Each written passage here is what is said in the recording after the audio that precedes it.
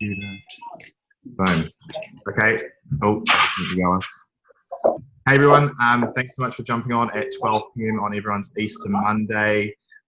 This call is really exciting, and it's been not a long time coming, but it's definitely been something that I've been excited to bring to you guys as much as possible. Now, I think this person needs no introduction. We all know who's here, Kim Klaver. Now, Kim and I have been chatting ever since the old Lulu method came out. It's been amazing for our team, who has just taken more action since the Lulu method was introduced to, and I think it's starting to really create results. And when I was chatting to Kim, there were obviously a few questions that came up.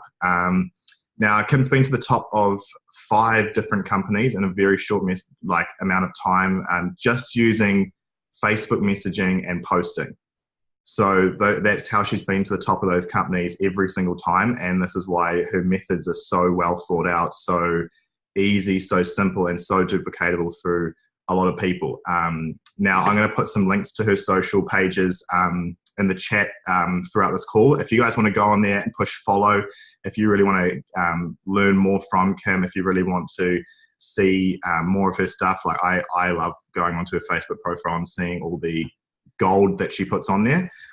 So yeah, we've got Kim's very kindly given her time to come in and answer some of the questions that we put on our group chat and our group Facebook page. And yeah, look, I'm really looking forward to seeing what she has to bring. So yeah, Kim, are you there? Are you still on? Ooh. We can't hear you, Kim. Yep, I'm here. I'm here. Yep, give me a like here. 1 second. Make sure my audio is working. Can you hear me all right? Yeah, we can hear you. Okay, cool. Cool. Can't see you, but we can hear you. That's coming. Okay. Let's see. Make sure that I can see myself here. I just moved, and I'm just getting my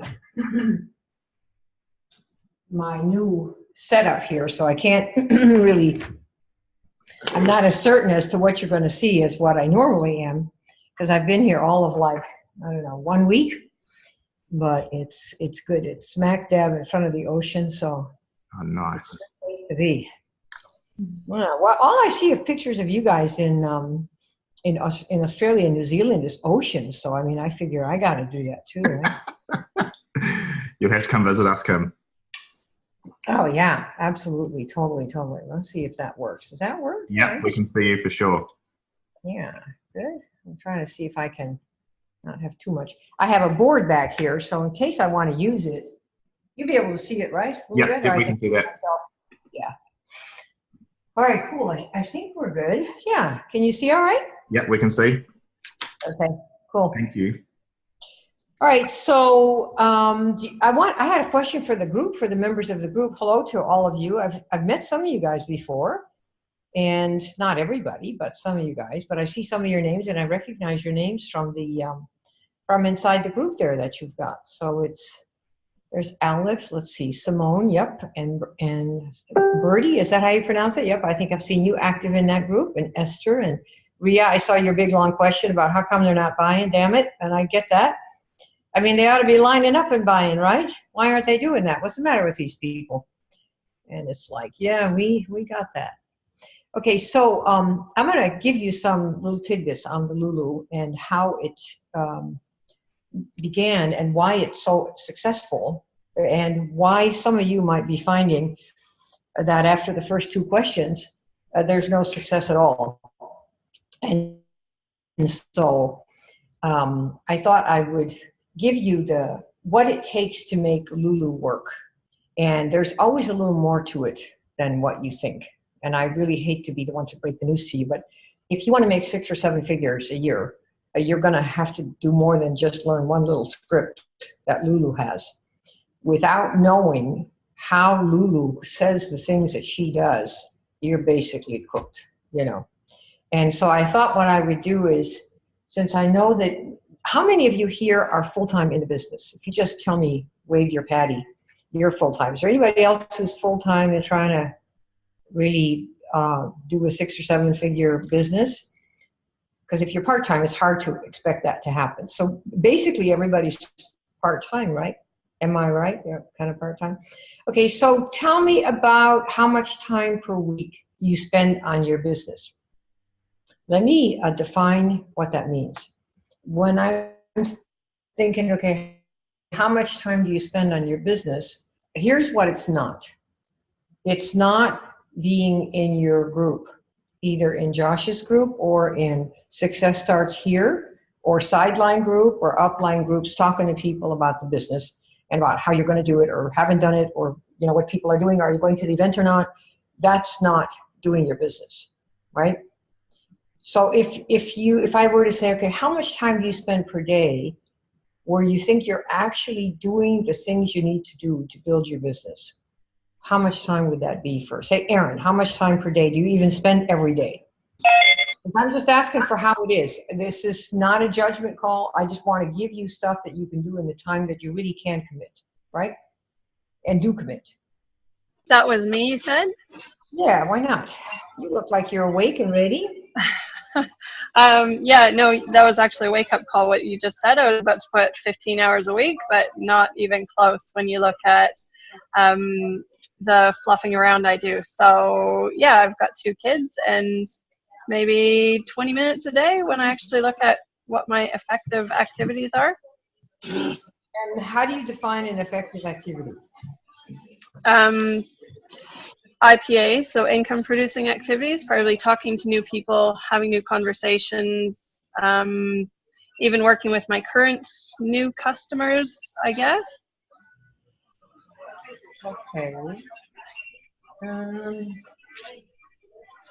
So when you, okay, so far what you've got here is what I'm going to do is, list is here on the, I made some slides and I want to list these so we can get this straight here. Are you guys good for like 30 minutes, something like that? Right? Yeah, because I'd like to give you something other than drivel about how easy it is and how anyone can do it. And all you have to do is, sit there and look like Josh or Jennifer, and you're going to make, or look like me, wear my hat and you're going to make $1 million, right? This is unfortunately not how it is for 99% of us, but it worked for a couple of people. And so they are the ones that are held up for all of us to look and make us feel stupid. This is not a way to build a business to me.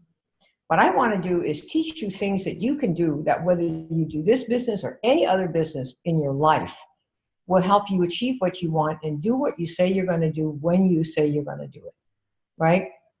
Make decisions that affect your life for the better. Instead of making all these stupid decisions that are short-term, make a decision not to do something stupid long-term, right? And do something a little less exciting that builds up your credibility and your skill set over time so you can achieve whatever you want.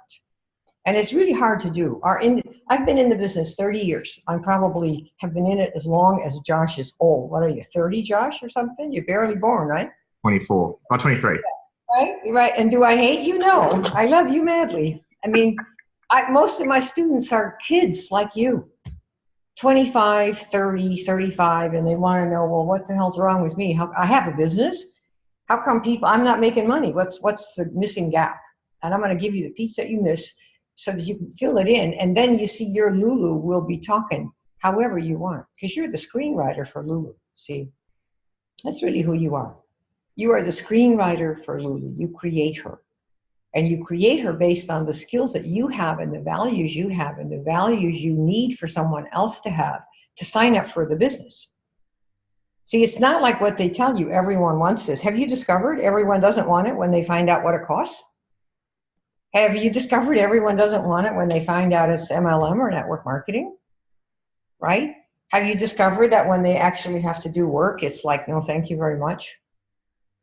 So you see, if you've discovered the truth for yourself, notice, just be aware that it's not, there's anything wrong with you. You've discovered a truth that is at odds with what they preach from the stage. And you can't blame them for preaching what they preach from the stage, because most people, we're all suckers for something quick. Who isn't? What are you all hanging out on Facebook for? Looking for a like, looking for a comment, right? There are people who live on Facebook for the likes. And you count them up at the end of the day, and you cannot pay the mortgage with your like. You can't pay the rent with your like. Right? So we're now addicted to all these things that are basically useless. They're all short-term, instant, good for nothing, except you got a little hit of what they call dopamine, but you didn't do anything to build your business, make yourself a better person, make better decisions. You didn't do any of that. And their business is to keep you hooked, right, on all these things, because then the more users Facebook has, the more they can charge us when we advertise, and you too, if you ever advertise, right, to get all of us, because we're all hooked. But you see, this isn't good for you. So I'd like to show you some other ways that you can use Facebook as a producer, not a consumer. You see, so you can produce stuff that consumers who are looking and don't realize yet that they ought to ground themselves somewhere, that they come to you and become your clients and your customers and your reps, okay? All right, so you said, let me do a screen share here. Because I'd like to get a couple of these so we can, desktop too. I want to make sure that I have the keynote here. All right, here. So you guys tell me if you can see this. Whoop. Okay. Yeah, we can see that. What can you see? We can see Lulu. Lulu, and then the breakthrough code group, right? Yep. Okay. So my first question was, we're going to do Lulu. See, it's coming, so don't worry. We're on it. We got her. I know what you want, and you're going to get it, so don't worry about that. But I just want to be sure that we get this straight. So your biggest obstacle to hitting your monthly goal, I'm assuming some of you have monthly goals. If you don't, you should. And if you don't have one, you can come up with some. And then I will give you a metric that you can use, that Google uses and that Twitter uses, and that Amazon uses it also, that they use internally in their management to make themselves hit their goals. It's very interesting. It's called OKR. You guys ever heard of that? OKR? It's objectives by key results. And don't worry about the jargon. I'll show you what you actually can do. So remind me before it's over. So what do you feel is your biggest obstacle right now to hitting your monthly goal? And I'm going to have that next slide be time spent, daily, productive. Is that the word what do you guys use? IPA, somebody say something like that? IPA, yeah. Okay, so, and what does that mean? Income producing activities. Awesome, that's what you want. Income. And remember, let me tell you something about income producing activities. We do a lot of those.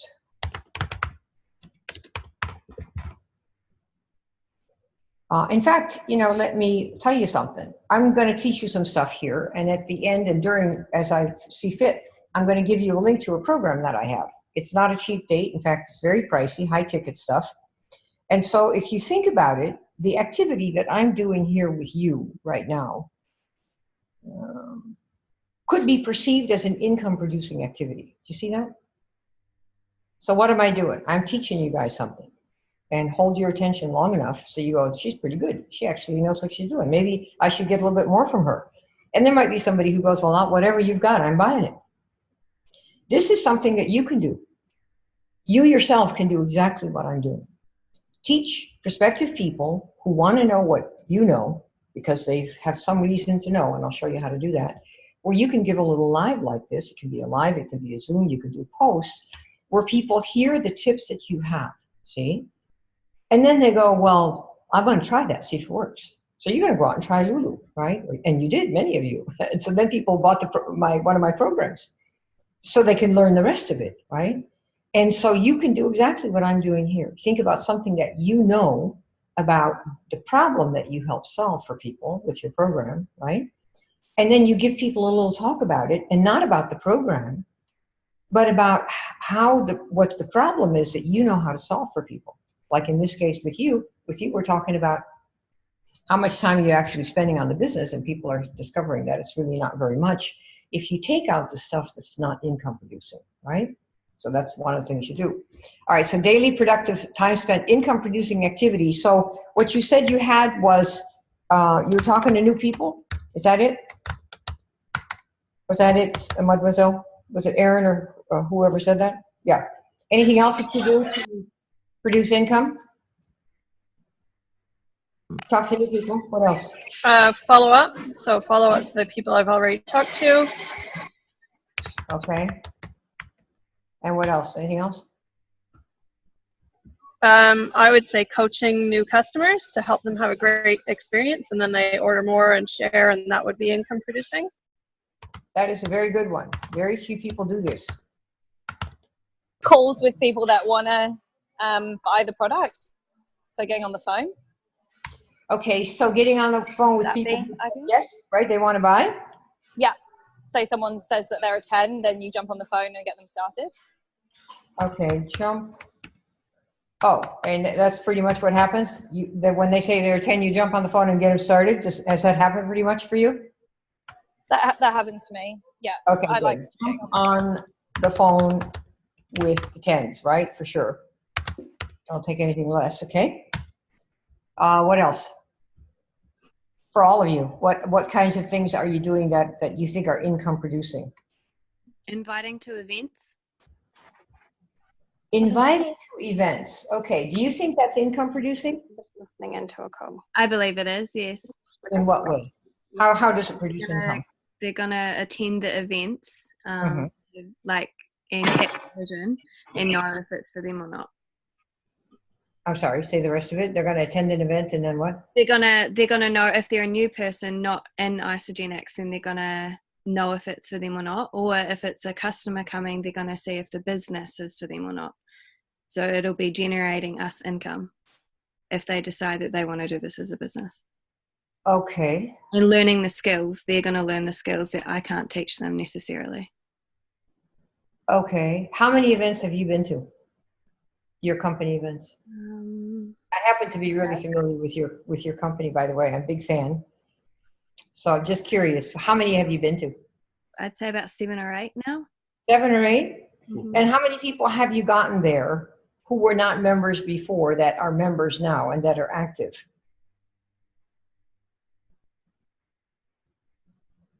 Sorry, I'm just trying to think. If we have any. Yeah. I mean, the number's so big you can't even count, right? Got all your hands and toes and all that.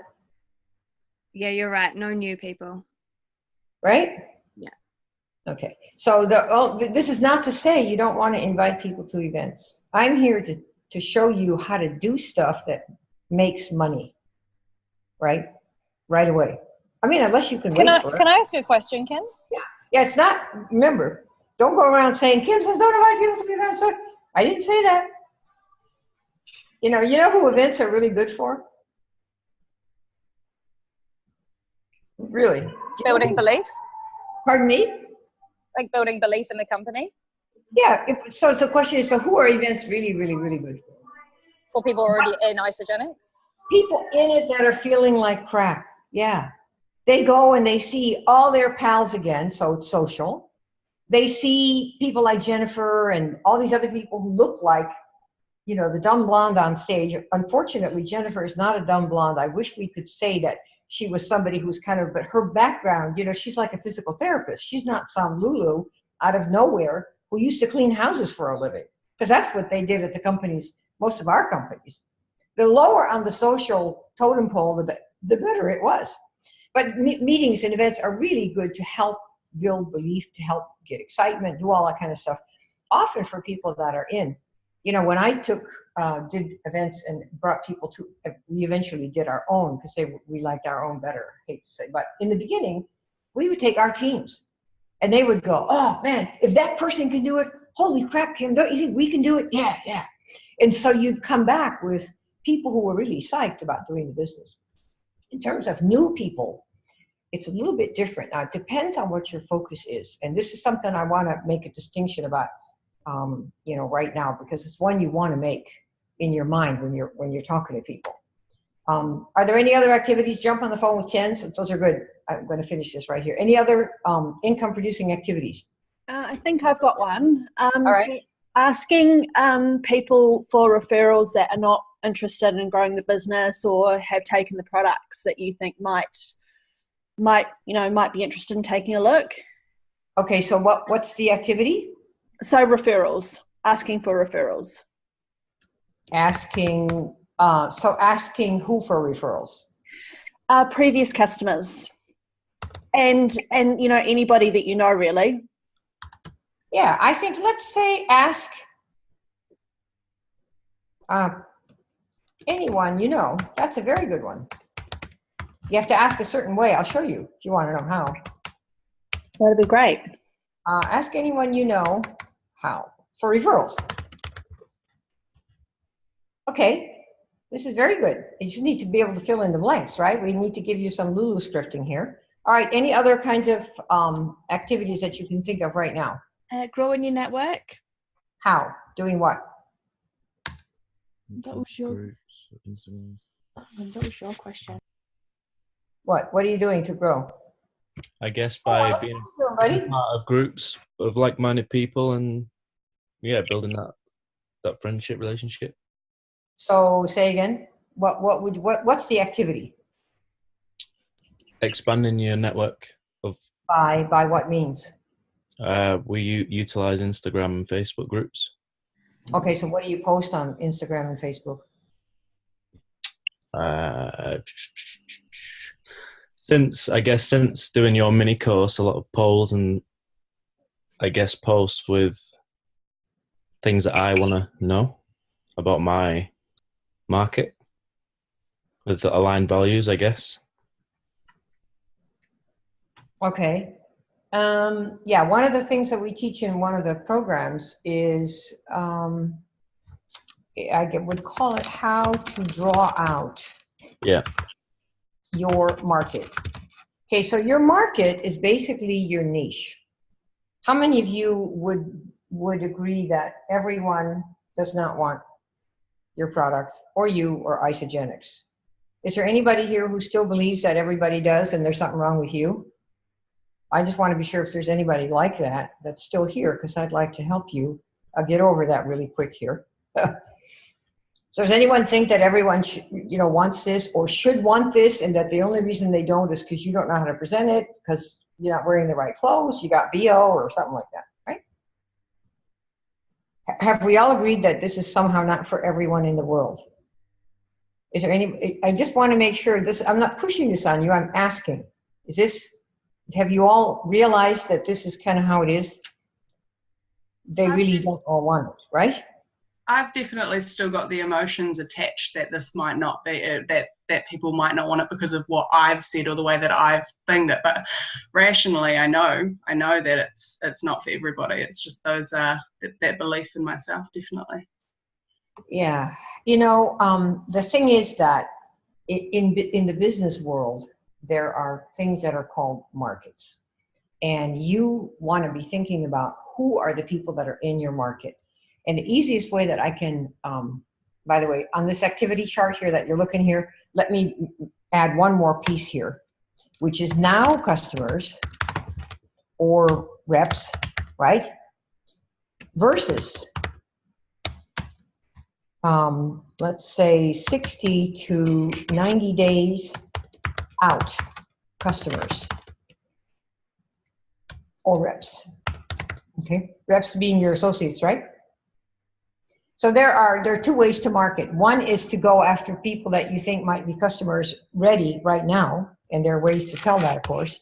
And the other is to go after people who might be ready to buy in 60 to 90 days out from today. Does that make sense? Yeah, typically, right? Have you get this? Yeah, you want to make sure that you get this. Typically, there are people like Frank Kern and a lot of people that have been in marketing for quite a few years will tell you that about 3% of people at any time are ready to buy now. 3%. So if there are 100 people that are ready to buy something, it'll be 3 of them that are in the market. Let's say there are 100 people that are in the market to try to lose some weight somehow. Let's take the customer side first, okay? And there are only 3 then that are ready to buy something now. That's the first part you need to know. Isn't that horrible? Only 3%. That's kind of how it is for the whole world, right? For everybody who's selling anything, Range Rovers, Jeeps, doesn't matter what it is. And of those 3 people that are ready to buy, that are interested in weight loss, how many options do they have besides yours? You have any idea? Anybody want to tell me? There'd be hundreds of options. Hundreds of options. Yeah. I mean, we could, like, somebody could say Google weight loss, right? Would we Google weight loss? Is that what we Google? Weight loss options, right? We just put that in there. Weight loss options here for Google, here. Google.com. And let's put it in here. Say weight loss. I'm just putting in weight loss. Oh my, I don't even know if I can read this number. I believe it's 2 trillion with a T, 160 million results. Let me show you this so you can, let's see if I can show you this, because this is really quite, this is quite an interesting number. So you'd be able to see this. And the point I want to make here that you understand is that people have options that are not us. And if you don't realize this, you're going to be blaming yourself for a lot of stuff that you should not be blaming yourself for. Let's see if I can find this here for you. Just wanted to show you what the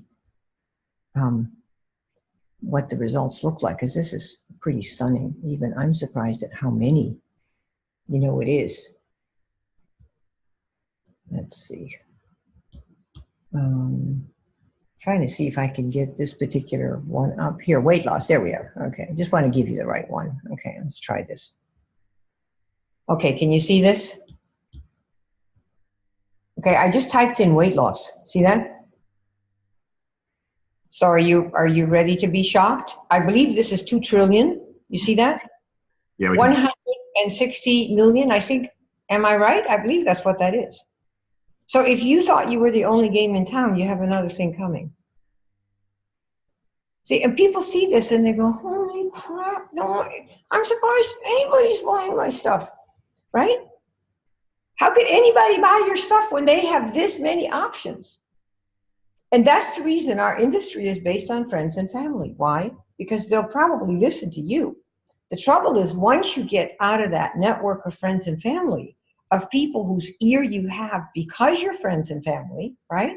Then what? Then you're in this game with this here, with these people. I mean, check it out. Nutrisystem, prescription, control your hunger, pills. I mean, it's like, holy moly, right? This is quite a lot, wouldn't you say? So what you need to realize is that in our industry, the first thing you want to know is that we are an option to other people. In the same way that if you were selling VWs, say you're in the car business, you sell VWs. Well, somebody else sells Mini Coopers. Somebody else sells, I don't know, Range Rovers. Somebody else sells Ferraris. And like toothpaste, have you guys ever been shopping for toothpaste in a grocery store? Have you seen how many tubes there are? What is it, like 200 different brands of toothpaste? From organic to, gum problems. The point is there are hundreds of options. Have I sold you on this? Right? And when you're outside your friends and family, we are an option to other people. So what you need to figure out is how to put yourself out there so that your option is the right one for the people who already share that point of view. For example, let's say that you said, one thing we did an experiment with your company and did some really pretty amazing things. Let me give you the slides back here. And I happen to be really interested in health and I'm very interested in alternative ways of eating. I mean, I don't eat anything that comes from a regular market. And because, I'm really interested in maintaining myself as long as I possibly can. I think this is the one here for you, right? Make sure I got this. And so it's very much in my interest to stay healthy, to stay functional, right? Because I've been here on this planet for a long time and I plan to stay here just a little bit longer. So, okay, I want to distinguish this. So your income producing activity types, you have talked with new people, follow up with them, coach new customers, jump on the phone. asking anyone you know for referrals, how to draw out your market. I can show you how to do that today. Then you want to distinguish between now customers and reps versus 60 to 90 day out customers and reps. Okay? So you want to plan to put stuff on your page that's going to be 60 for people who might become customers 60 to 90 days out, customers or reps. And that's going to be what they call your funnel. You've heard about funnels, right? Like ClickFunnels and people like that. You make your own funnel. You don't need to buy ClickFunnels. Russell Brunson has been a student of mine for many years with many things that the kid has learned. And now he's become, the ClickFunnels owner, and he sells, of course, ClickFunnels. And I'm just saying that you can do this without spending any money on buying any technology whatsoever. You can create your own funnel. You get what I'm saying? And what you do is you create it by posting stuff on your page that helps people that are in your niche. That's what you do. See? So this is the strategy, posting helpful tips for 60 to 90 days out, customers or reps, either one. Doesn't matter. You can choose one or the other. And the reason we harp on customers a lot is because most of you have a before and after story. So you can say, let's do your niche here right now. Let's figure out some of your niches. Okay, we got this here. These activities are fine. I'm going to give you others that you can do that might be a little bit faster. But these, talk with new people, follow up with them, these are things that you can do. Notice that none of them here are going down your Facebook news feed. Have you noticed this? No scrolling Facebook news feed is in this mess of stuff. No yakking in groups about where did you go this summer, or what are you going to do this winter, or my God, it's really cold already. Don't you hate that the summer's over? It's not that you should never do this, but these are not activities that help you build your business, are they? Or, deciding, well, tonight I'm going to tie one on because it's the last night before, I don't know, summer, winter. Then you're dead for two more days. And people say, if you want a better life, make better decisions. And so everything you do is a decision. Are you going to blow it tonight? Are you going to, bang on somebody who's already said no 10 times? Are you going to be in these groups and help people who pack their trip for whatever they're going to do? That has nothing to do with your business. And at the end, you're so tired and pooped out, you don't have any energy left, and you have no income either. So those are all decisions you make. If I were you, I would shut off your Facebook feed. I would shut off your news feed. And for like 2 or 3 days, see if you can stand to get out of all your groups that are not your own personally sponsored and their sponsored people, where you're helping them do stuff to bring new people in. And don't be in any of the sideline and upline groups. Be there, but turn off notifications and just don't be there for a couple of days. See if you get, from the time freedom that you get back, if you could start applying your brain to figure out how are you going to get people into your business every single day, because that's what you have to do. That's what we did. Every business, we have people coming in every single day, but you plan it, okay? And you plan to have these funnels here for the 60, 90 days out. Okay, so let me give you what you want right here for Lulu, in order for Lulu to work. For Lulu to work, remember we have this, the first one I gave you was starting with people that know your name, right? So not strangers. We have something different for strangers. People who know your name. So say Lulu or Minnie or Aaron or whoever. Yep, got a question for you. And then you wait for them to respond. This is an opening that I've used for many years. And I've never, nobody ever gets mad about that. They don't say, well, you come, none of that, right? They just, yeah, what's up? What you got? So you start there. But you see, that's the beginning. That's an opener so as not to irritate other people with, I got this great thing, or let me tell you what happened to me this summer, I lost 5 pounds, or you've got to see this, or you got to do me a favor, all that stuff where you are pressing on another person who didn't ask for help. See? So you want to put that aside, because this is like the new day. And so you're going to say, Lulu, yeah, I got a question for you. Yeah, shoot. Okay. Now, before you say the next thing, you have to think, okay, what is it that you're able to do for people? Because we're looking to think about the lady who said the referrals. What is it that you can do for somebody? So for this to work and for marketing of any kind to work, you need other people. And these other people have to have a problem, number one. Not you telling them they have a problem, no. They have to think they have a problem. Got it? A problem or a desire or some kind of fear. They have to have this in their mind. Now, of course, you can help stir the pot. Believe me, we know how to do that. When you get advanced, you can really do that. But in the beginning, just you find people, you think you want somebody who's got a problem or a fear or some kind of issue. And that's one. Two, they see you as someone who can help them. Nobody wants to be attacked by the network marketer down the block who just wants somebody else to sign up under them and make them money. That's really like making other people an object, and they don't like that. Women don't like that, and women in this situation don't like it either. So you don't want to make someone else, people say all the time, well, Kim, I've got to get builders. And I say, I know, and I got to get customers, I know. And so it's like, well, what are you doing for them to make them want to give you money?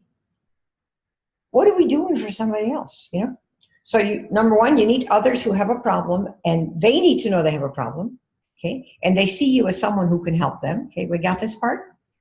Number two, you need somebody who will pay money to have the problem solved, don't you? How many of you heard it's too expensive, that's your number one complaint? What does that mean? The people you talked to, whatever you said to them, made it sound like it was free, most likely, right? And then they discovered it's $500 or $1,000 or something, and it's like, holy crap! You mean this is not a $9 pill from Walmart? Do you guys have Walmart in New Zealand?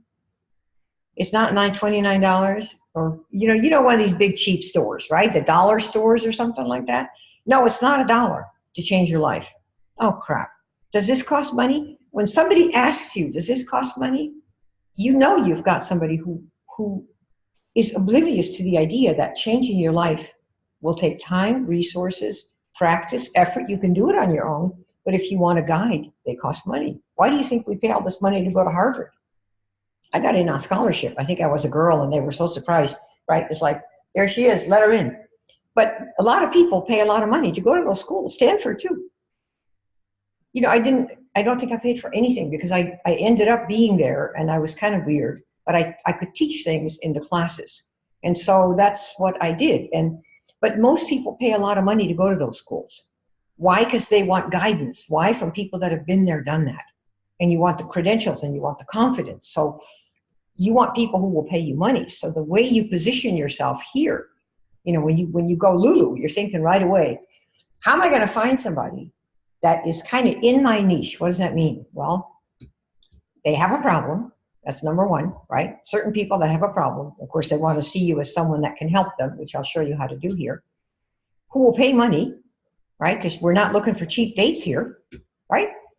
And who agrees that of all the options available, that your way, your particular path from getting to fat to skinny, slow to fast, no energy to lots of energy, full of gunk to cleansed and, feeling like $1 million and ready for sex like you were at 16, whatever, that your methodology is going to be it, see? Because remember, if they want to have more energy or more, lose weight to get more healthy, what did we say, 2 trillion results? We are not the only game in town. So you position yourself in such a way that you're so hot to them, they go, give me, where's that? Where do I sign up?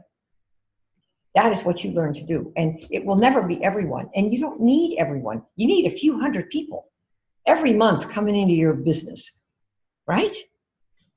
That you can personally bring in there. You don't even need any downline. Bring in your own. Pretend you have no downline. Pretend everybody's dead. And it's just you, yourself, and you. That's all there is. That's always. I don't depend on anyone. You'll become a dependent. And then your downline's not going to do anything. And you're going to go, my business sucks. Why? Well, my downline doesn't do anything. Well, crap, get new downline. Right? That's what you do. Get some new ones.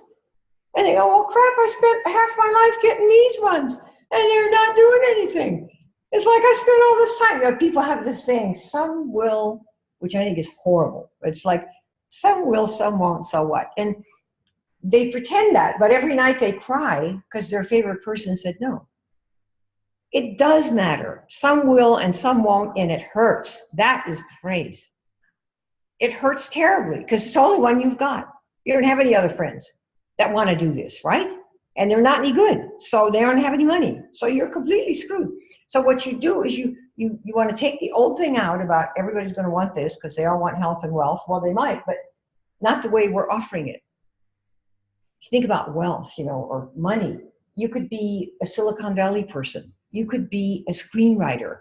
Other people get 5 jobs, and they're happy with it. We mustn't be these judgmental people that, if you don't see the vision, screw the vision. It's your vision. You keep your eye on your own vision, and you look for people where there's a match with what they want to achieve, that it's very much like what you want. That's what we did. Jesus only had 12. Now look, he did all right. Only had 12. You don't need that many. Plus a major pukey, right? Front line. Hello? Isn't today's the day, right? Well, here it is. Easter, right? You had it. So I'm just saying you don't need that many people. You're Jennifer Schultz has, I think 5, which is a lot in network marketing. She's got 5 studly people, one of whom makes even more than she does, and she signed him up. That's very rare. It is. I believe she's number 1 in Australia. And I think Jen's number 2. And, of course, Jennifer is the image of, if we had more people like her in our industry, the industry would not have an icky image. But we don't. She's 1 in a zillion, right? So anyway, these are your niche. It's people who have a problem. Number 2, they want it solved. Number 3, they will pay money, right? That's what we're talking about. And they agree that your way of solving the problem is going to be the answer for them, that they'll do it. And this particular piece here depends on the urgency to them. And I'm going to give you, okay, so the bottom line is when you talk to people, again, outside your warm market, everybody you talk to has options. And you are looking to sell, right? Let's just be honest. You want to call it share, I don't care what you call it. You're looking to get a person to sign up so you get another spot, you make another consultant, you get another executive in your group, whatever you're doing. You want somebody to sign the hell up, don't you? Sign up, pay the money, hurry up and sign up as a customer and then get yourself in there as a rep and associate, blah, blah, blah. I mean, let's tell it like it is. However, unless you've got them right down the proper path, they're checking out their options.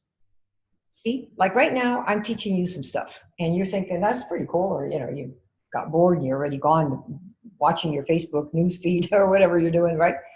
And so you may say, well, I'd rather buy something of Eric's. I like his stuff better. So I'm an option also. Do I mind? No.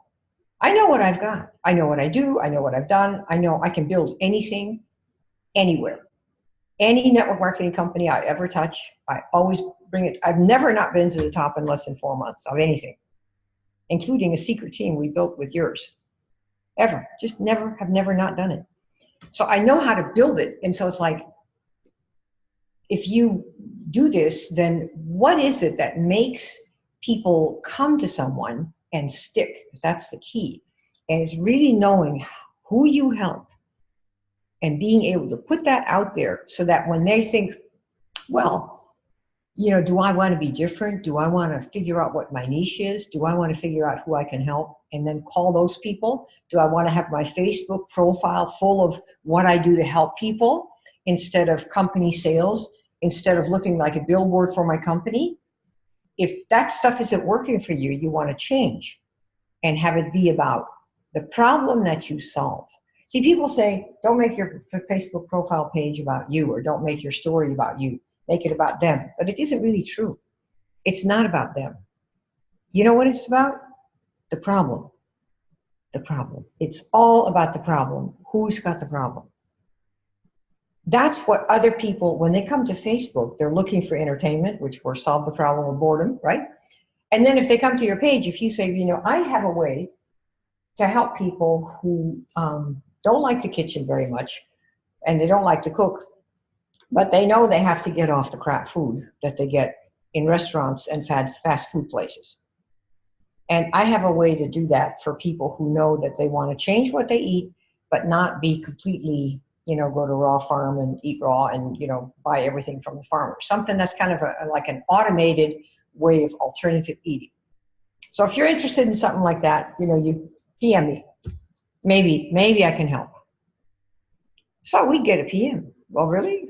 What you got? Well, I got a couple questions for you. You get ready for them? And then when you're ready, I'm going to ask you the questions. And then you start the series of Lulu questions, which is on a scale of 1 to 10, for example. Where are you on, I got to get off the crap food. I know I have to change what I eat or I'm going to be fat and dumb and ugly the rest of my life. Right? Isn't that what we're doing? You want to be like that the rest of your life? I know I don't. So you tell me. Well, I don't want to be like that. Well, okay, so great. So what have you tried before? What have you tried already? Why? You want to know what's their experience. What have you tried anyway? Oh, this is my first time. I took, 3 pills from Walmart or from, the dollar store for $29 and that didn't work. Okay, great. So is this going to be somebody that who will pay money for a solution? See, when I come and say, I'm looking for somebody who knows they have to change what they eat and who is not a chef and doesn't have a chef in the kitchen, but they know they have to change what they eat and they don't have a lot of time, let's say. And so what are you going to be doing? You're going to change what you eat. So what does that mean? Well, instead of going to buy the regular grocery store stuff, you're going to be buying other stuff to eat. Does that tell you, hint, hint, it's not going to be a $29 pill? Hello? We're talking about alternative kinds of eatings. This is one angle for your company, for what you market. There are 100 angles. I could give you 100 in 100 minutes because you have so many options. For people who have always wanted to lose weight or always wanted to do fasting, but they're always scared because, oh my God, if I do fasting, I'm going to be hungry all day and I'm going to be eating the carpet. What am I going to do, right? Well, what do you have? A little intermittent fasting, don't you? With your little cleansing stuff. So you could do it gently, gentle introduction to how to do intermittent fasting. It's very popular, or digestive resting, as my nutritionist friend calls it, right? So there are many ways you see that when someone is open to solving the number one problem, which is changing what they eat. That's a big angle for what you guys have. Now, this was my personal interest in it, And every day you cleanse is a day, to me, that you don't eat crap food, right? That's because you're not supposed to be doing that. All right.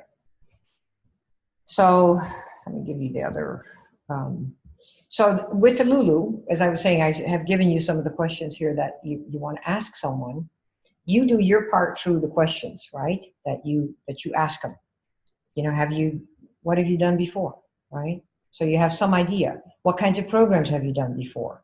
How many? In fact, we used to have an ad that said, this is for someone who's done at least 9 diets, is still stuck, and is ready to do one last one. Who'd we get? Those people, right? They're desperate. Give me one last shot. Yeah, babe. And we make them up all the time. And people come.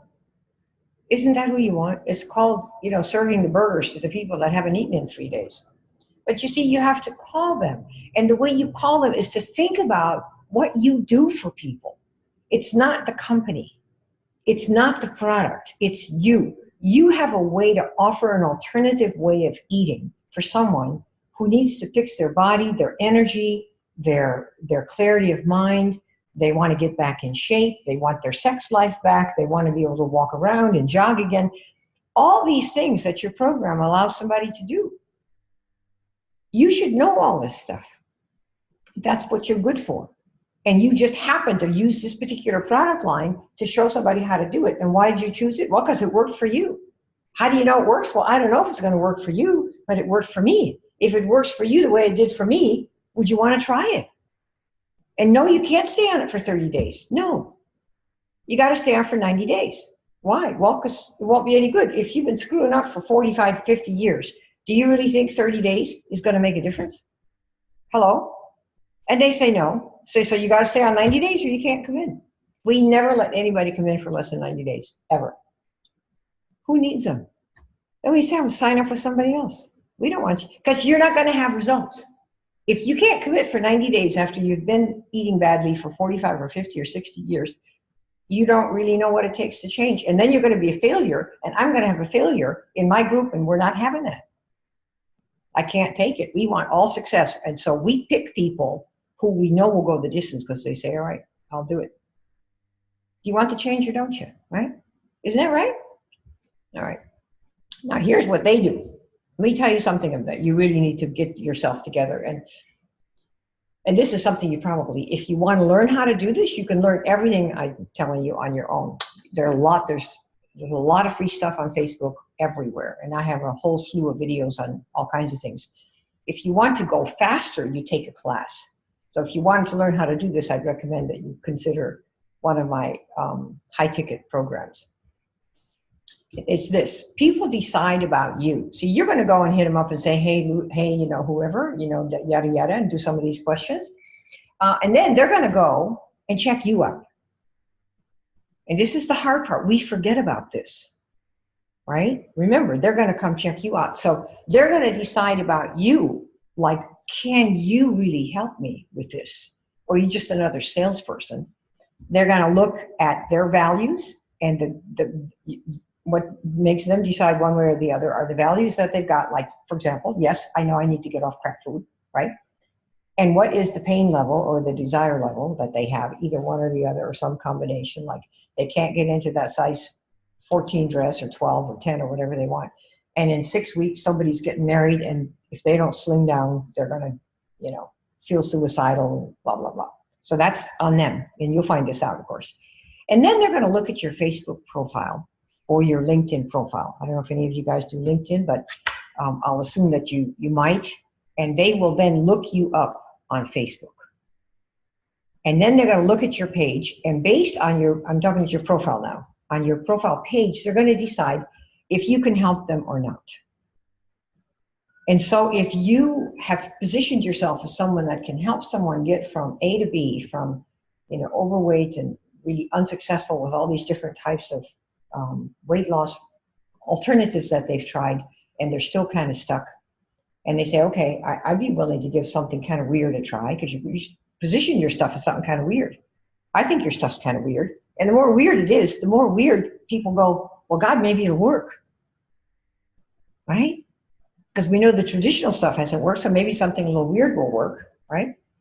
And then they believe you can help them. And when they look at your Facebook page, you have to decide what is going to be on it. Will you look like a salesperson for your company? Are you a billboard for your company? Because if you are, the chances are very good that they're not going to go to you. You cannot describe that you're a big salesperson at this stage. Of course they know that at the end you're probably going to have a program. But at this point, it's all about proving that you can help them and getting them to believe that you can help them. And how do you do? And then they're going to talk to friends. That's why we always tell people, you know, let me warn you about this. Because they say, oh, yeah, I'm all excited here. Let me warn you first. Really, what's the warning? You ready? Yep. I'm telling you. What? It's one of those things. We make a lot of money in these things, but it's one of those things. So if that makes you nervous, you better not do it. I won't take you any further. Oh, really? I could do one of those things. Really? Well, we'll see. We'll have to see. But it is one of those things. We said that so much, and people would say, I don't care if it's one of those things. If it does what you said, and we get to work with you, I want to do it. That's what we do. So you completely transcend the fact that it's MLM or network marketing, the way they believe about it, because you are not going to act like those people that make people feel icky about our industry, right? By promising the moon, by promising everything that is going to happen for them when you have no idea. We're going to test it and see. Okay, so these are things that are important to you. And what I could do is I have a slide here. So check your page. This is one of my old ones, but here, say you can see this here. They're going to check your profile right away. So somebody says, well, you know, see if Kim's any good. They might come to my page, right? And say, what does she do? Well, from last week, how to build a great network marketing business. And I changed it to how to become a next level network marketer. which is what I'm describing to you here. And then if you look, see where it has the yellow arrow? I don't know if you can see this, but this is your statement of what you do. And so if this talks about how you help make people rich, chances are very good that people are going to know that you're one of those people doing one of those things. Because you don't make anybody rich. They enrich themselves if they do the work. So what you want to do is think about what is the statement here that is your niche statement of who you help. And I'm going to give you that right here, so that'll help you a little bit. And then your posts that are, this is your profile page. The posts that are on this page, you can go to my page, facebook.com/Kim, K-I-M, .Klaver, K-L-A-V, like Victor, E-R. And you'll see the posts here, and one after the other is tips to give people who have trouble in the industry. So you could do the same. Let's say we take your niche. And since I've got you, Corinne, you've got some experience. So what would you say your niche is? And let me give you the structure to put it into. I help blank to blank by blank. That's the structure. Let me type it up for you right here. So I'll give it to you so you can see it. I help, this is one way to do it. I help blah to blah by blah. Okay? So y'all should fill one of these out so that you have a little statement. So somebody says, what do you do? How many of you have the orange book? If my product's so great, how come I can't sell it? Do you have that? You should have it. It's on the house. It's free. You know, you can get it. And there the same statement appears, and it's designed for, so you meet at some event, some gathering, and they're, oh, nice to meet you, Aaron, nice to meet you, you know, who. And it's like, so what do you do? Oh, I market a program for people who yada, yada, yada. Second word is market. Why? To put people on notice that you're marketing this something. For people who have this problem and want this kind of a solution, like what happened to me. So you know anyone who might like to know about something like that? That's what I do. So, right? Never name the company. You're not making promises that you can't deliver on. You're just telling what you do, what you market. The other way that I'm tending towards a little more is I help. So I help people, right, who yada, yada, yada, have this problem to achieve yada, yada, yada by whatever means it is. That's generic, okay? Words that people will understand.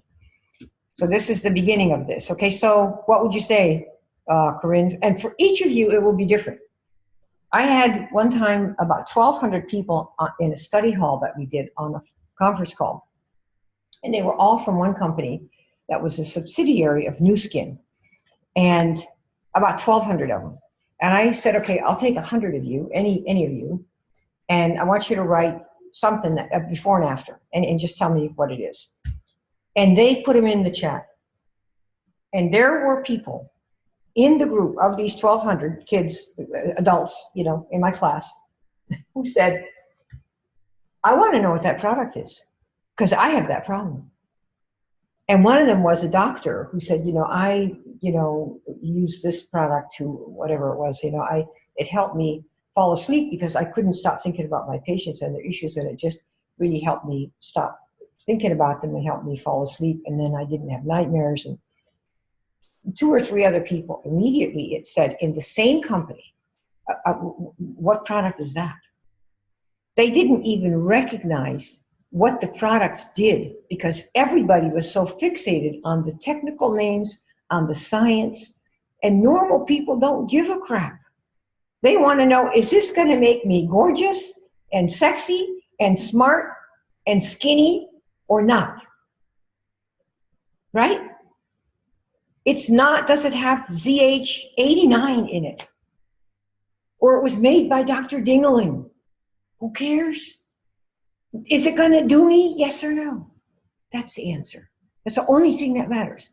That is your niche, right? So let me give you an example for one of my niches. I help network marketers who don't know how to talk to people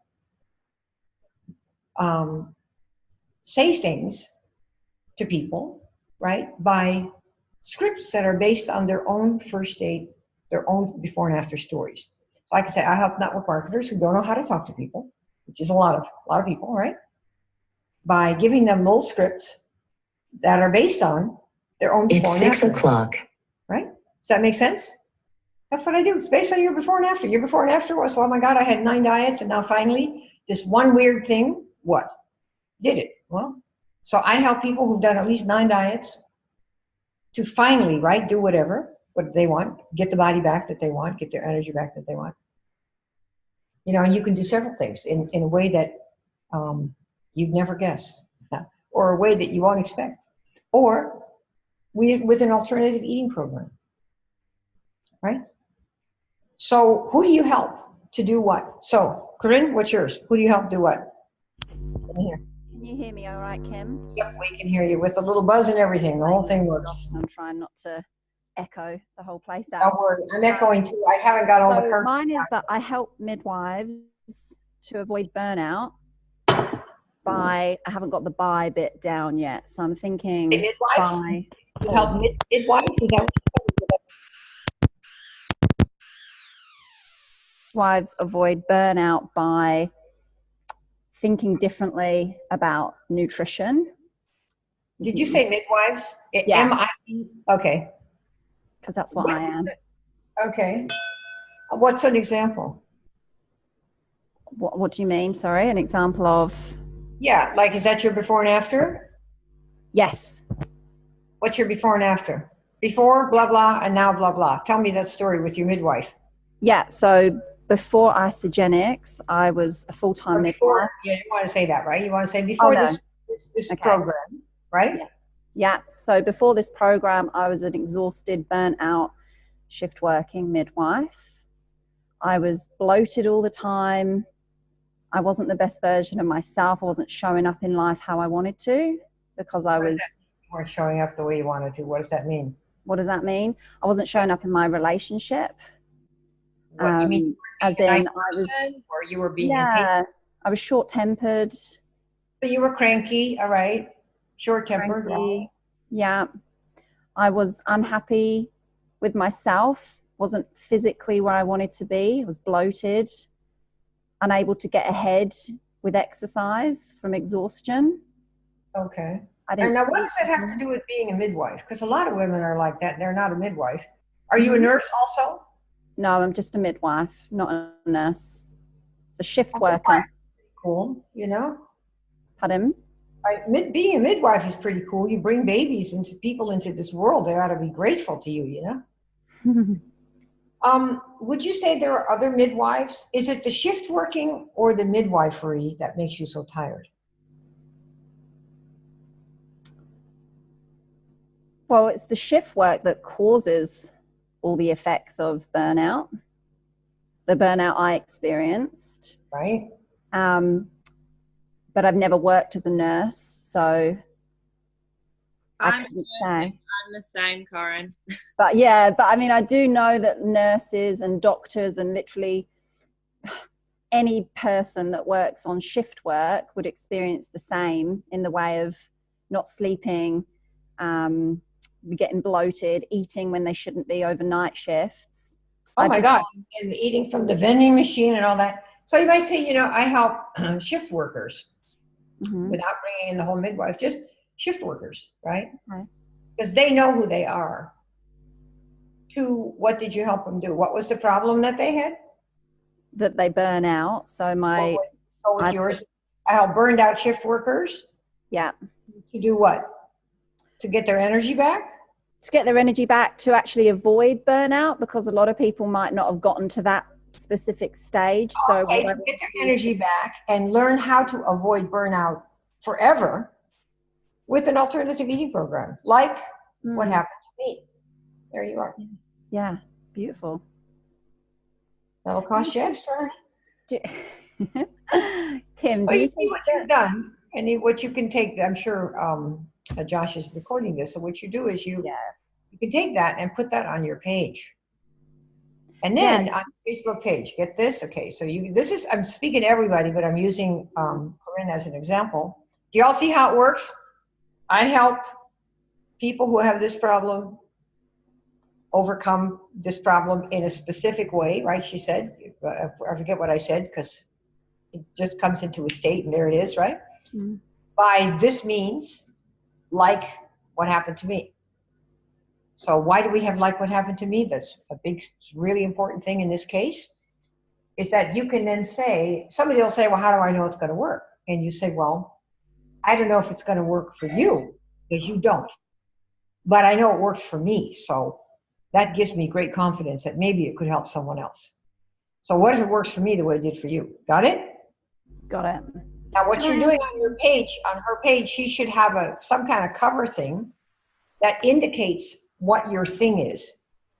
What do you consume by? What do you know a lot about? That you know a lot about this business, about burned out shift workers of all kinds. You could have images there of doctors, nurses, midwives, all kinds of them that are sitting there with their, hanging over their coffee and the big vending machine next to them.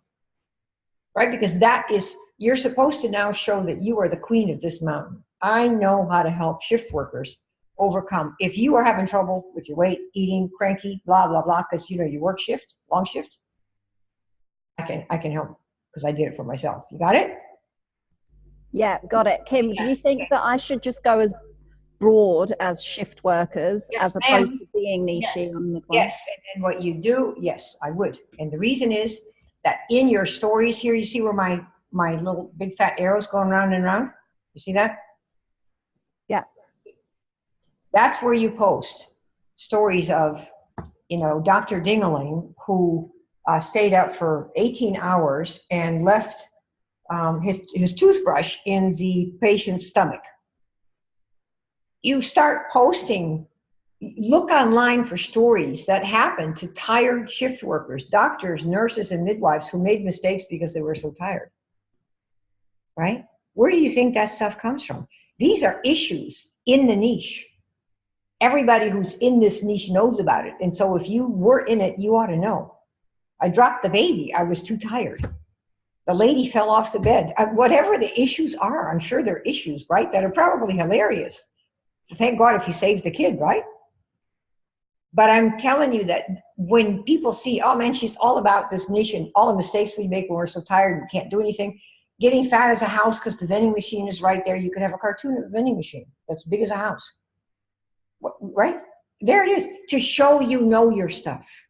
Then when you do a Lulu and you say, well, I'm looking for people like this, when they don't know you and they come and see your page, do you think they're going to get the impression that, holy crap, she knows what she's talking about?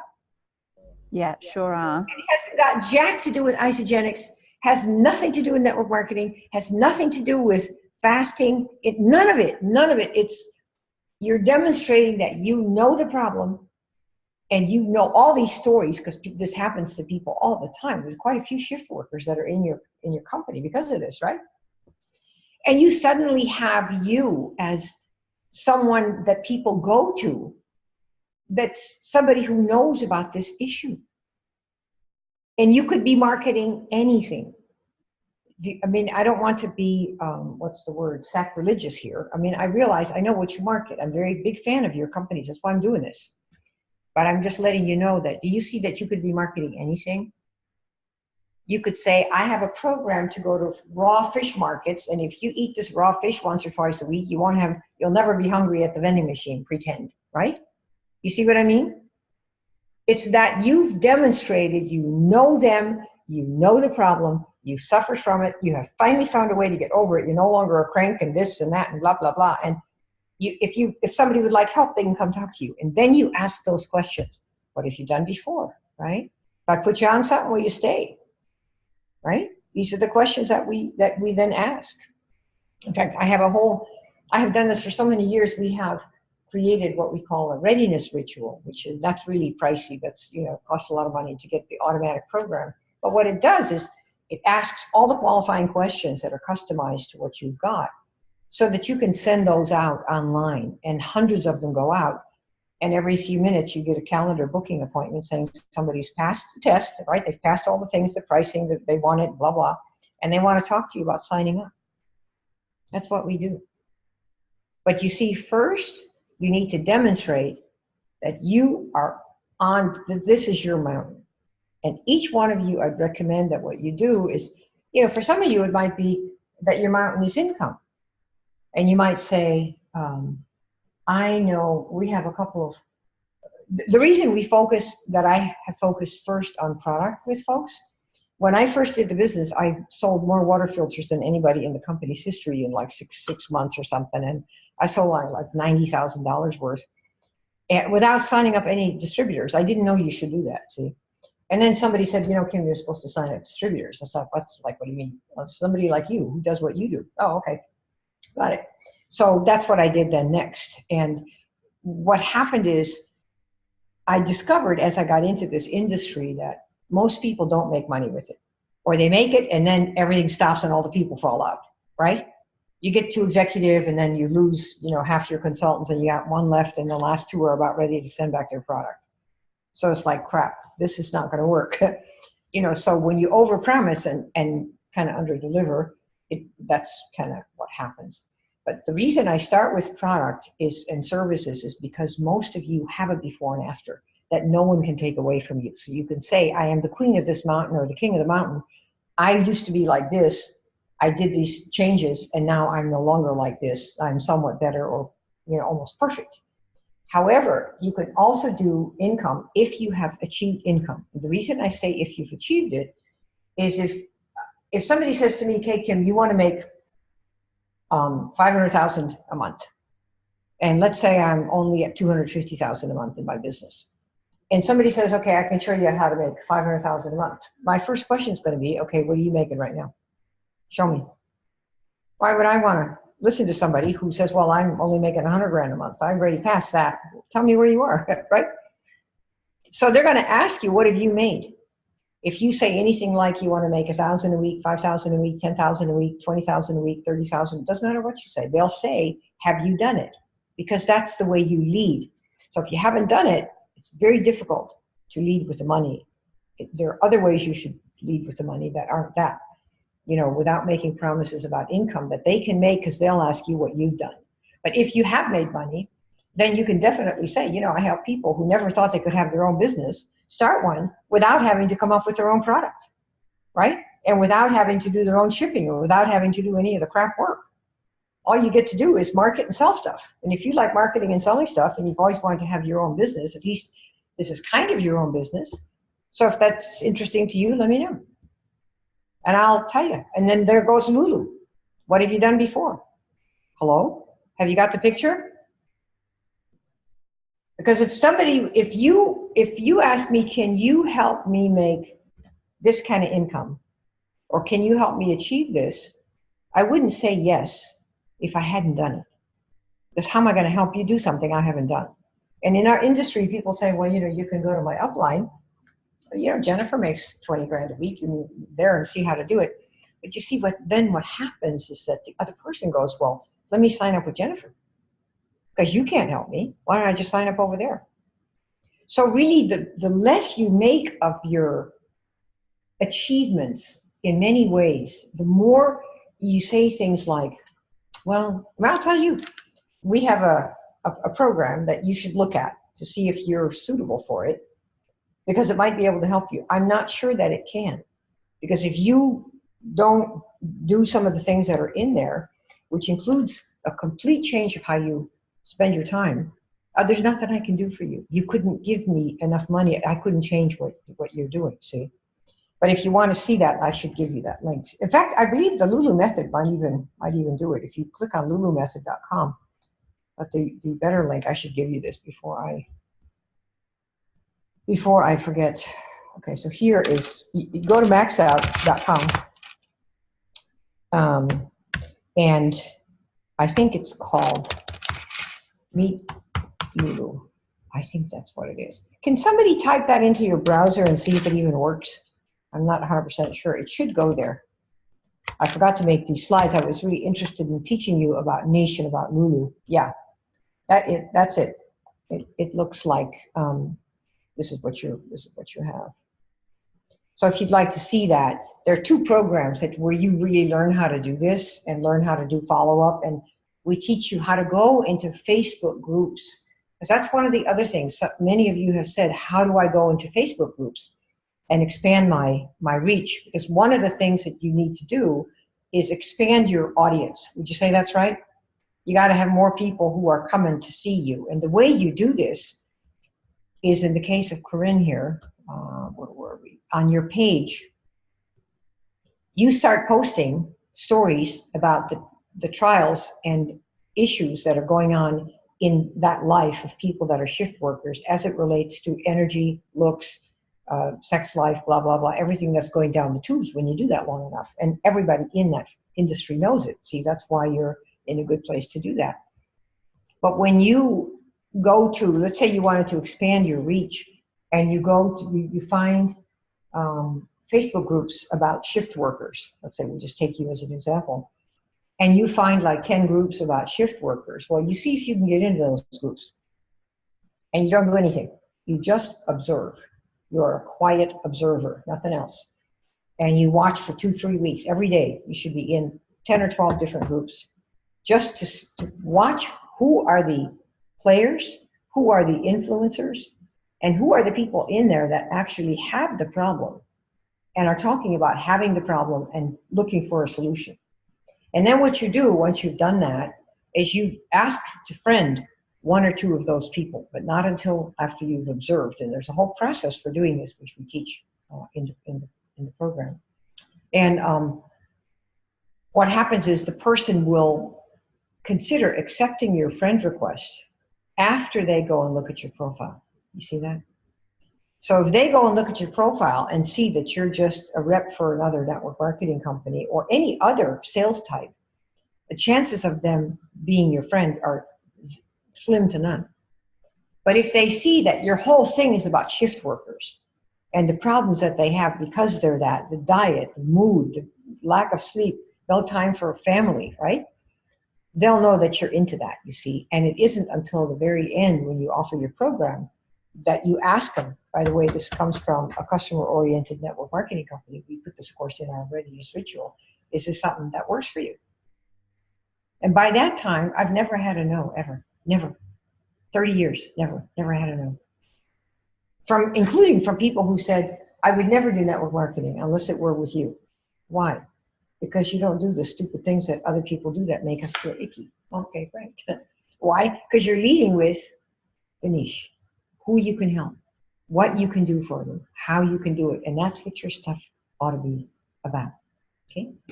All right, I hope that was that helpful for you guys? Kim, that was amazing. Thank you. Thank you so much. Yeah, so check out this link. And when you see it, like I said, there are 2 programs. I'll tell you right now, the main program is in US dollars, $5,880. Because I don't deal in for these types of transformations. People tell me I want to make 10 grand a week. Well, great. But I can't pay $97. It's like, well, hello. You know, you realize people are, and you'll have people like that in your business.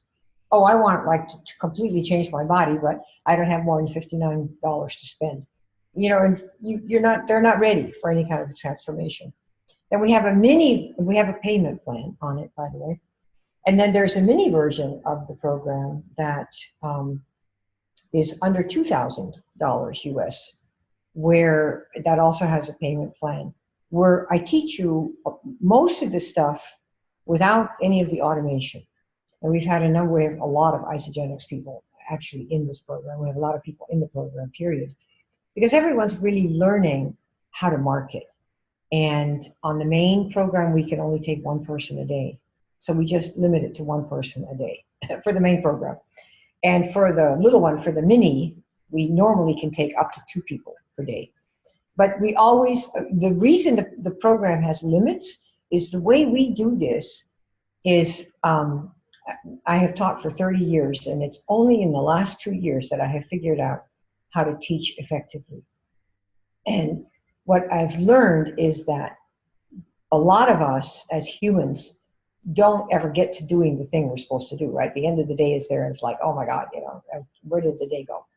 And so we have broken the program out into 9 steps, and you do one, and we have a coach that I've personally trained for each step, all 9 of them, and they make sure that you've got it right. And then you go and market it on your page, kaboom, so you see right away that people respond, and you're drawing out your audience and bringing your people to you.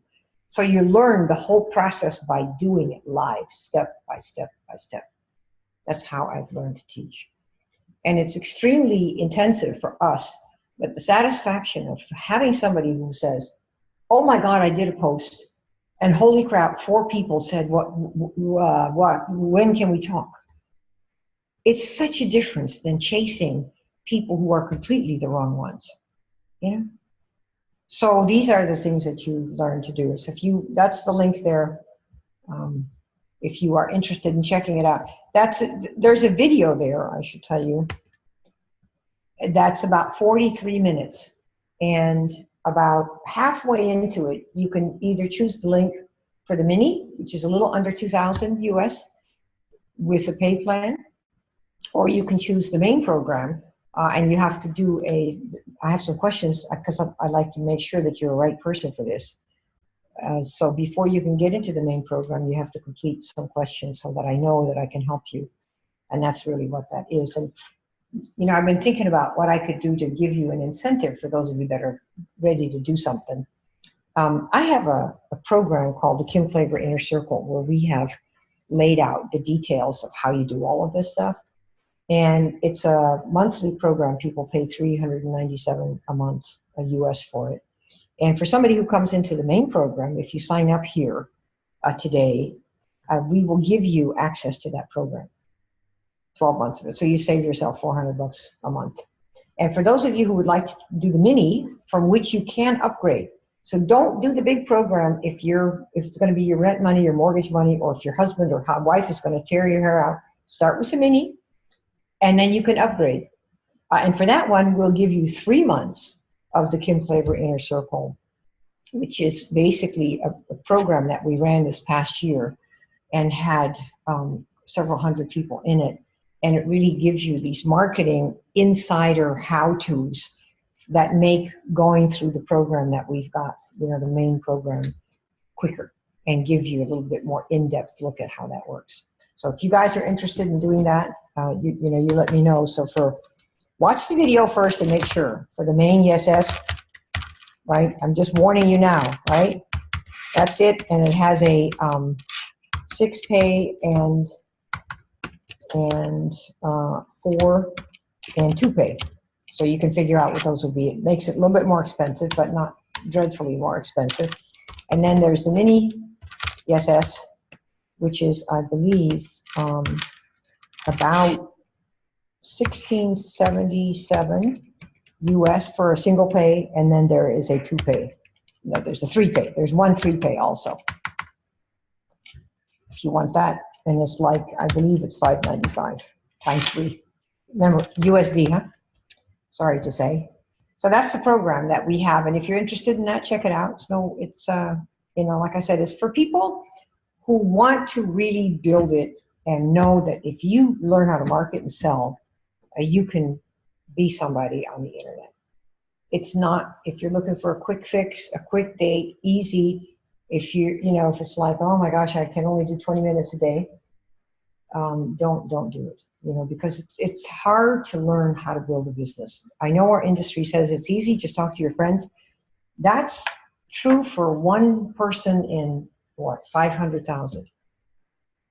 It's just how it is. The odds are very small that among your friends, you're going to find a Jennifer or you're going to find a me who are just driven like crazy. It's usually in the downline that you find it. And many times people never find them at all. So I like to be like John Rockefeller and say, okay, let's plan for the worst. What if I'm all there is? And I know I can help people. These people, because I have helped myself, and I want to bring this solution to the world of people like this. That's what I want. And I want to do it now. And I want to learn it now. And like Michael Jordan said, when he first got onto his first team, I want to be the best at this in the world to help these people do this thing. If that's you, then you want to watch the video there, and then you can choose one of these options. Okay. All right, you guys have any questions for me? Kim, that was absolutely amazing. I can't thank you enough for how much value you've just driven in here. I mean, the chat is going off at the moment. Oh, good. Well, do you have any questions for me that you guys would like to ask? So by all means. I think one question we massively had that was on the group page is, how do you deal with the anomalies of the Lulu methods? Because obviously in your mind you're like Lulu, and they need a response. Yeah, and then you say question for you, and you want them to respond exactly how you have it planned out in your head. So how do you deal with the anomalies that are like ask questions halfway through and all that kind of jazz that puts you off track? Because I know a lot of people are dealing with that as well.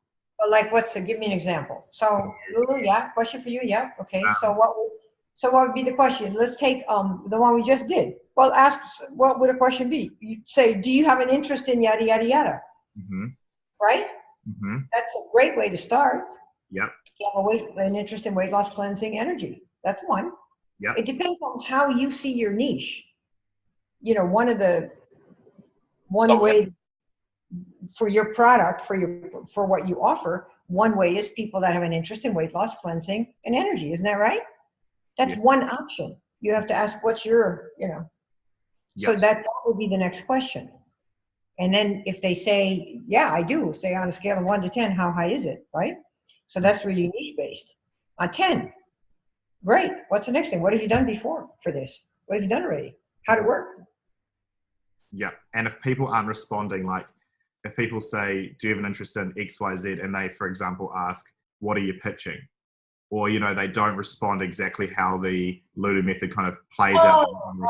How do you kind of deal with that? Because somebody said that. Well, I think if somebody said, what are you pitching? I've never had that. But if I did, I'd say, actually nothing. I think this conversation went to the wrong person. Sorry. Bye. That's what I would say. Okay. I just wanted to ask something, Kim, based on what Josh just said. Mm-hmm. Hi, I'm Rachel. Hey, how you doing? So I had like a girl yesterday who, for my niche is like corporate women who are tired, overworked, stressed, and want to get better results in the gym, because that's what I got from Isogenics. And so I said to her, she said she was a 10, and then I said about the 60 to 90 days, that message, I might have something that will work for you. And she said, it depends what it involves. So that's kind of like similar to what Josh is saying. I'm getting so far in the conversation, and then they're coming up, they say they're a 10, but then is she just not a 10? Like, is that no, you just forgot to ask the question, what have you done already for it? You didn't ask anything about her. You're too fast to get in the back seat. Right, okay. Cool. So if somebody says, well, what is your niche? What do you say your niche is? Were you? That's good. Rachel. What sorry, my niche? Yeah, I want to hear, I help blah, blah, do blah, blah, blah, blah, blah. Let me hear. I help tired corporate women achieve better results in the gym. Oh, I like that. I help tired, is that what you said? Tired corporate women? Yeah, tired, I think I wrote it in the group chat. Yeah. Okay, so that sounds kind of cool. So if she says, yeah, that's me, and you say on a scale of 1 to 10, where are you? 10. Then I would say, so what are you doing right now? You belong to a gym. What have you been doing? Mm-hmm. I know she's in the gym. I've been following her on social media. Yeah, well, just ask her what's happened so far. Has any of the stuff you've done worked so far? Right. Okay. So ask her another question.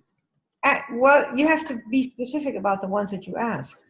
It can't just be anything. It has to be experience-based. What have you done so far? Okay, cool. And see what she says. Right? That makes sense. She might say, see, you really have to back away from the press to, remember, they're looking for options. We're looking to sell. We're just an option, right? So she is not stupid. I think she's going to figure out you got something to sell. So let's assume that neither of you are stupid and you both know you have something to sell. So now the question is, what's the value you're going to add to her life that makes it possible to think that maybe you could be the one to help her do this? Okay. So you ask, what have you done so far besides going to the gym? Because why would you ask that? Well, because you know very well you have an eating program. Right? Cool. Yeah, that's really good.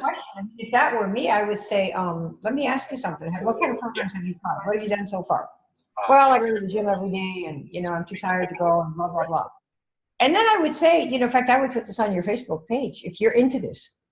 And this is a great dichotomy, by the way, for people that are yours, only yours. I'm talking to you, Rachel, not anybody else, because I don't know what any of your niches are. All my comments are very niche specific here. This is exactly now for her. But there's in that niche of people who go to the gym and they're too tired and they're not really getting results and they're tired and they go to the gym and they're tired and they go to the gym and they're tired, right? Tired people going to the gym, not getting the results they want.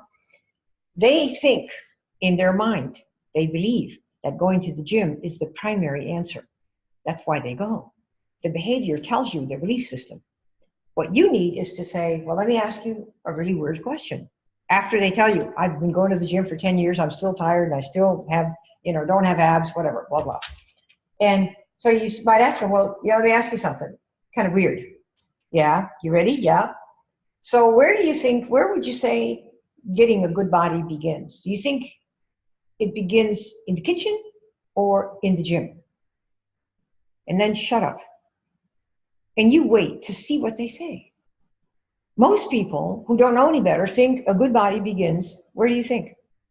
By their behavior. In the gym, yeah. Hello. And where does it really begin? In the kitchen. Amen. So you ask, you don't preach. See, you say, where do you think it might be? And what if it's true that a good body begins in the kitchen? But not the way you think, by hiring a chef who comes to, but by actually, and then you could say, that's what I discovered. I didn't know that. So that's why I'm preaching this now, because I have learned, guess what? It seems to begin in the kitchen instead of in the gym. You need both, but it begins in the kitchen, and then the gym is a little bit easier to work. It works faster. So we have a program like that, and if you'd like to try it, you got to stay for 3 months. You could maybe be a poster child for us. If, again, and then I'd say to her, if that really matters to you, if changing this really, you could be a poster child. Yeah, you get the routine here? Yeah, that's so good. I feel like I'm almost dropping my pants too soon. I'm like, get on the phone with me. Everybody in network marketing drops their pants too soon. Everybody into the back seat on the first time. Back off and remember that they're checking options. And if you already have clothes off, it's like, well, crap, we didn't even get to have dinner first. How about some flowers first? How about a little bonbons or something like that? Right? That's so good. That's so good. Thanks. But it's because of how they teach it. But you see, once you think about the other person and you back away just a little bit and ask questions, you see, you could have said, well, don't you know, the gym is not the answer. And they're going to go, that's what they're going to do. I would. But you see, if you say, well, let me ask you something weird, right? What? It's pretty weird. What? Well, ask. I have people say, God damn it, ask. What did you say? And then I'll ask them, well, where do you think? I mean, what would you say to this question? Abs begin in the gym or they begin in the kitchen? What do you think? And that is the whole attitude. What do you think? Nothing about holier than now or like or nothing. You just be like a child. And they go, well, obviously I think it begins in the gym. That's where I'm going every damn day. But maybe it begins, I don't know, what's your story? So, well, we have a little program. That's what I discovered. I discovered this, that I had the same issue and nothing really happened until I changed what I ate. Then we had a little program and I tried it. I figured it wasn't going to work. I always say that. I didn't think it was going to work. But then it did. So here I am preaching it. It worked for me. I never thought it would, but it did. So what's involved? Well, let's make another call and you have a little session with them. And then you learn how to ask the rest of the questions, what we call the sales process. It's another thing. You should have a little video ready, not anything from your company, yours, where at the end they get to sign up. They book with you and you take them right to your ISA page and you put them right through your program and sign them right up with them on the page. I do it all at the same time. We don't never let people sign up in any company I ever did. You do it with them or for them or have somebody else do it so they enter all the information later. Because it's a big pain in the butt. And that way you can place them where you want them. I mean, you save up 4 or 5 people till the end of the week. You can place them in the right place so that you build your consultant teams the way you want them, on the left and the right. You know how that works, right? You guys? Right? That's what we did. Yeah. Tim, I got one question on the page that I think would be really helpful to answer, and that's what happens once you've gone through your list with, you've gone through and messaged Lulu with everyone on your list. Would you go through again? Would you go through with another offering? What would you do? Well, it depends on where you left it with the person. If the person said, I don't want to do anything, I would just leave it alone for now. It depends what's happened. Okay. You have to look at the history and try to see it from their point of view. If you were to contact them again, each situation is going to be a little bit different.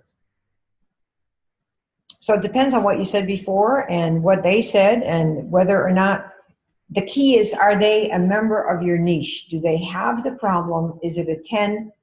And do they believe you can fix it? That's where it is. So if they don't really have the problem, leave them alone. See, they may not have it enough to want to do something about it. And that's what the distinction you have to learn to make. It's very hard, but you do make it. You want to make it. Yeah, that's awesome. Alice, did you have a question?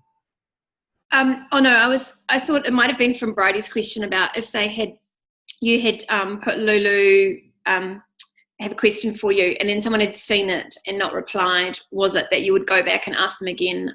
What was the next? No, I wouldn't. Re-engage, just leave it. Yeah, just leave it.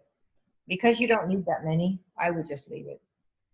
And then the other thing I would do is, I would also check, when I did those, I never went back, but I did sometimes go back and look to see if their little face dropped down. You know how you get that indication that they saw it?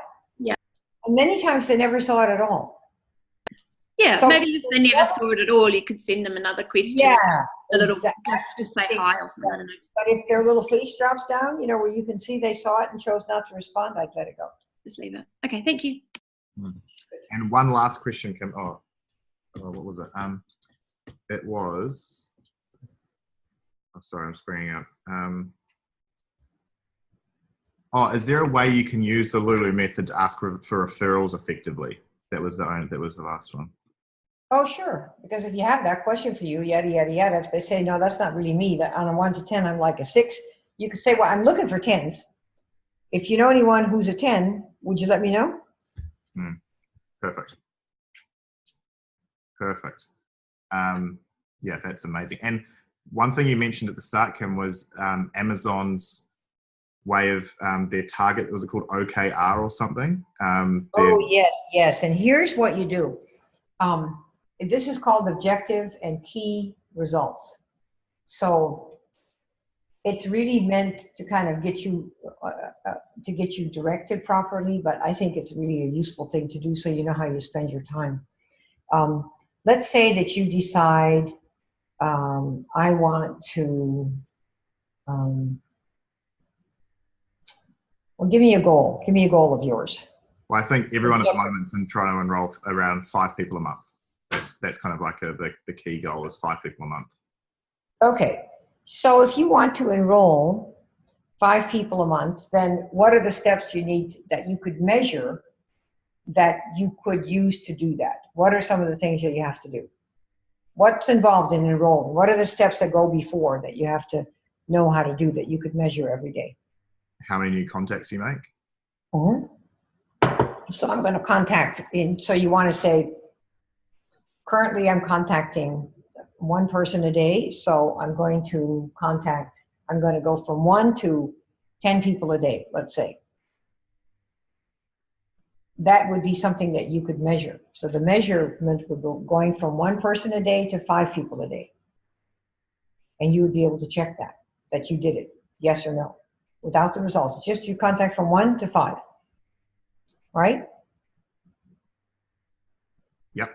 And then you also want to think about leading with your niche when you do the contact, so you might say, right now, probably none of you are leading with any kind of a niche. You're probably, what are you looking to do? To get recruits or to get customers? Customers. Okay. So if you did the customer, then you'd want to say, I'm going to make 5 lead, go from 1 to 5. So you measure that. So that's like a 5 times increase, right? Mm-hmm. And that you're going to lead with your niche every single time. And so you'd have a tracking sheet where you show you've gone from 1 person today to 5, and then you write down who those people are so that you know who you've done. And then I would say, and I'm going to lead with asking if they know anyone in my niche, or I'm going to lead with my niche. That's the key, right? So you're helping people. You might say, you can say I'm on a project. We're all in building a business together, and we're all have an assignment to contact 5 people, and you're one of my 5. So can I practice on you? Aren't you good? Say, okay, can I run something by you and tell me if you know anyone? That's one of the best things to do. Aunt Lulu, yeah. Say, listen, we got a little project for our business, and I know it's not for you. Tell her right away.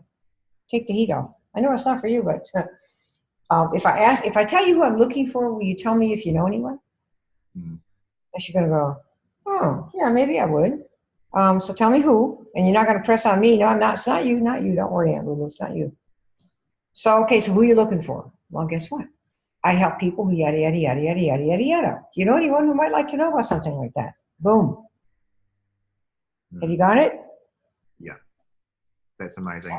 Take the pressure off, So awesome. All right, Kim, I can't thank you enough. And I'm sure from the whole team, we can't thank you enough for your time. It's been absolutely amazing. And I've linked your socials in the chat, guys. So if you like Kim's stuff and you want to go and have a look at her Yes programs, or if you just want to see her Facebook profile, the links are in the chat. Go click on that. Follow her on Facebook.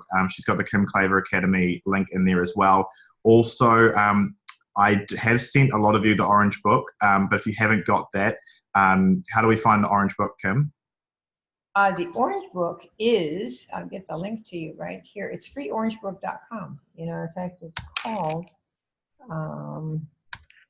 I think it's freeorangebook.com.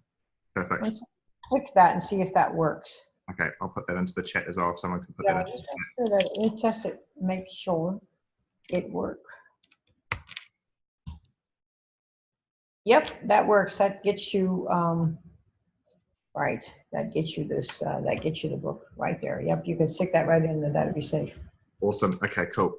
Awesome. Thank you so much, Kim. I honestly can't thank you enough. There's so many people in here who have got so much value from this. And yeah, guys, if you want to go look at Kim's programs, the links are there. The costs are there. Like Kim said, they're not a cheap date, but they will be amazing for anyone's business who really wants to apply themselves. So thanks, Kim. And guys, we'll catch you later. If you would like to make any comments, comment in the group there that you've got, the Breakthrough group, or you can also comment on my Facebook profile. Love to meet you, and I think you can comment something there. And some of you are friends, some of you are not. But comment in Josh's group there and Sarah's group, and I will respond to you. And thanks you guys for coming, and I hope this was helpful for you. See you guys later. Thank you. Thanks so much, Kim. Amazing. Thanks, Kim. Thanks so much, Kim. Yeah, I'll get you recording. Thanks, Josh, for organising. All right. Bye. Bye. Cheers.